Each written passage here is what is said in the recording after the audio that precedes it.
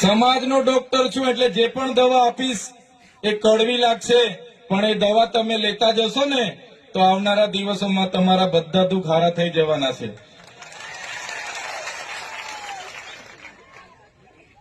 આજે ડીજે ની વાત કરી, ચાલો અહીંયા બધા યુવાનો છે, બોલો બધા આ બાજુ.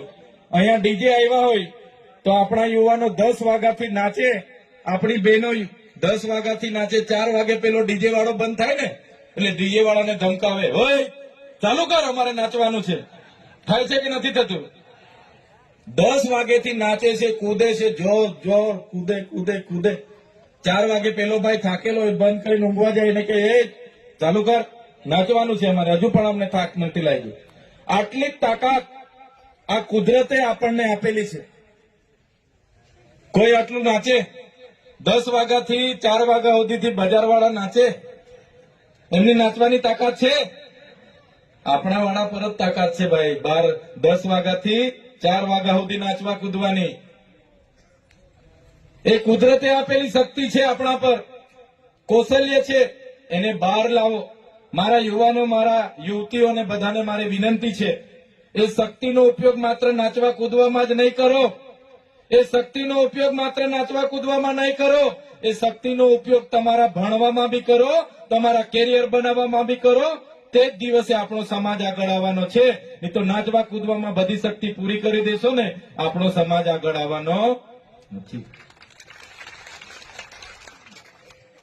આપણા લોકો છોકરો ભણે નહીં ભણે, 12મું પાસ કરે નહીં કરે, બાજુવાળાના છોકરાને પેલા કેટીએમ લઈ આપી હોય, R15 લઈ આપી હોય એટલે આપણા વાળો બી કઈ નહીં, બાજુવાળો છોકરો લાવ્યો છે ને, આપણા છોકરાને બી આ ખેતર વેચીને આપી દઈએ, આપણા છોકરાને બી આઈફોન લઈ આપીએ ને છોકરો બી પાછો મજબૂર કરે, બ્લેકમેલ કરે, પપ્પા મને લઈ આપો બાકી હું કોલેજ નહીં જાઉં, મારી હાથેના બધા છોકરાઓ પર આઈફોન છે, મને બી આઈફોન જોઈએ.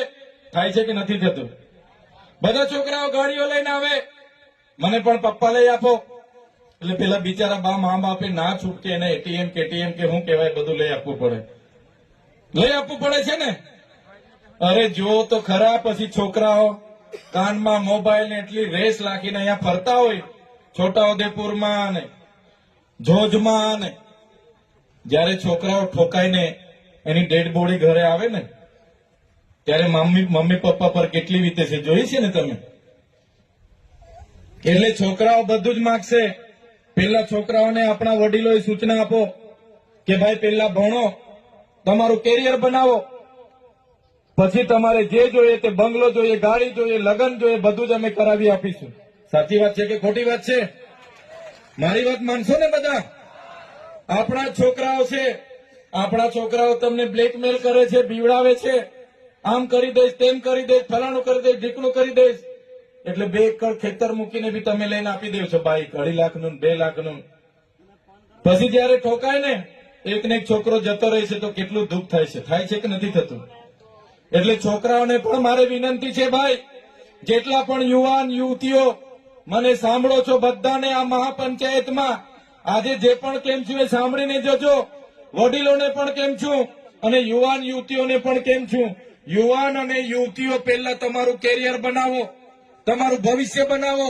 તમારે હજુ ખૂબ લાંબુ જીવવાનું છે, આવનારું ભવિષ્ય બનાવવાનું છે. આપણા વડવાઓ જીવીને જતા રહ્યા, રાજી ખુશી ખાઈ પીને જતા રહ્યા ધરતી પર, પણ તમારે હજુ લાંબુ જીવવાનું છે. મમ્મી પપ્પા પર નિર્ભર ના રહો, મમ્મી પપ્પાને બ્લેકમેલ ના કરો અને વ્યસન ફેશન થી તો દૂર જ રહો. આજ મારે તમને વિનંતી છે, મારા વડીલોને પણ વિનંતી છે, કોઈ છોકરા છોકરીઓને તમે ભણાવો, એને મજૂરી ના લઈ જાઓ.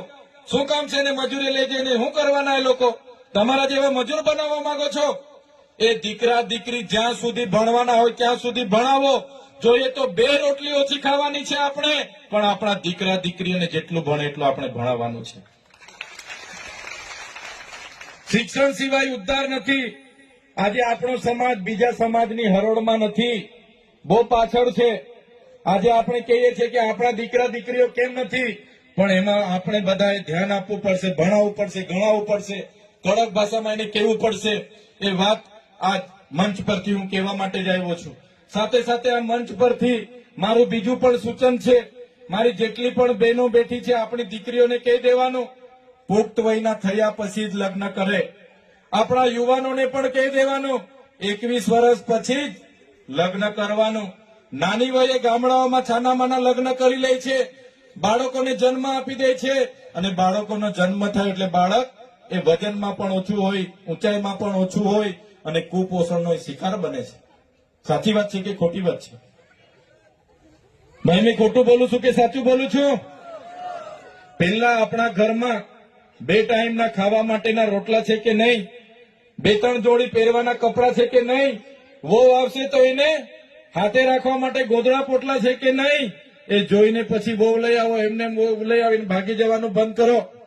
પુખ્ત વયના થાવ, કમાવ, પછી દીકરીને લઈ આવો. સાચી વાત છે કે ખોટી વાત છે? એટલે મારા ગામના વડીલો, મારા મુખીઓ બેઠા છે, મારા સરપંચો બધા બેઠા છે, સૌને મારી 2 હાથ જોડીને વિનંતી છે, મારા યુવાનોને પણ વિનંતી છે, જ્યાં સુધી તમે કેપેબલ ના થાવ ત્યાં સુધી લગ્ન માટે લઈને ભાગી જવાનું છોડી દો.